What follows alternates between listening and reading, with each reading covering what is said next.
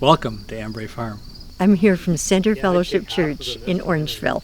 I'm Chris Cox. I'm a member of St. John's Church. Orangeville Christian Reformed Church. This is where the refugees come. They plant their gardens in these little plots, and every 2 weeks they come back. We plant a little bit more, and then we start to harvest it. It's a little bit about food, but it's a lot about community. No, كنا ناخدها. يا ريتها بالله بس ما في بقلي السنة أبدا. These are scallions. These are green onions, actually. I am with Sam. I like growing and good to see something like you start from small and you see it growing by the Lord well. And the good things about the land, like as much as you give it, it will give you. So also for me, it's a good lesson for the kids to learn. My mom really likes gardening and she would like to have a place to farm. Because I used to live in a small village. In Syria? Yeah, in Syria.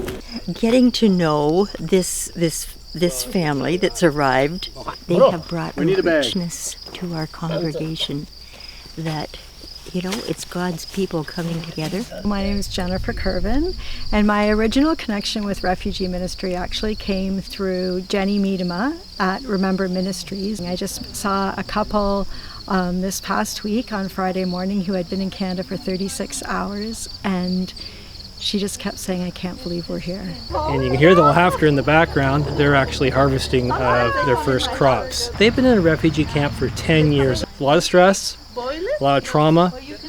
They've come from war-torn countries. Some of them have been jailed for their beliefs. The conditions that they've left, they haven't entirely left, or their families haven't entirely left. So it's a very delicate situation. It's bringing the spirit of God's abundance to these people and saying, hey, welcome to Canada.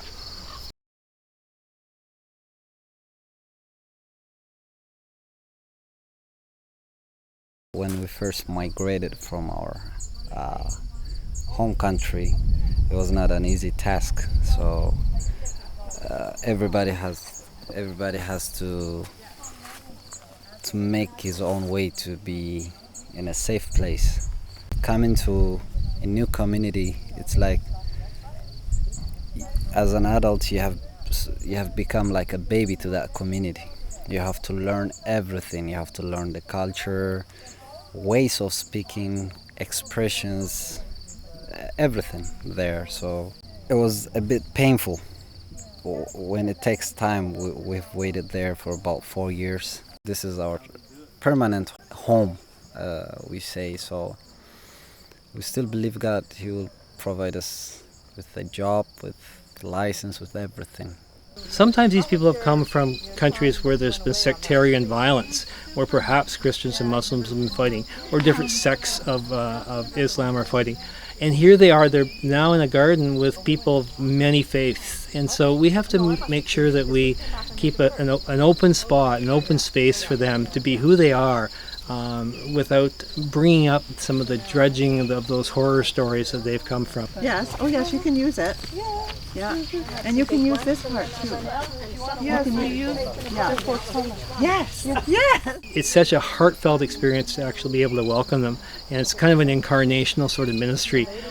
Gets us out of a church and actually doing things with people on the street in real life, and it's an amazing experience for anybody that's involved.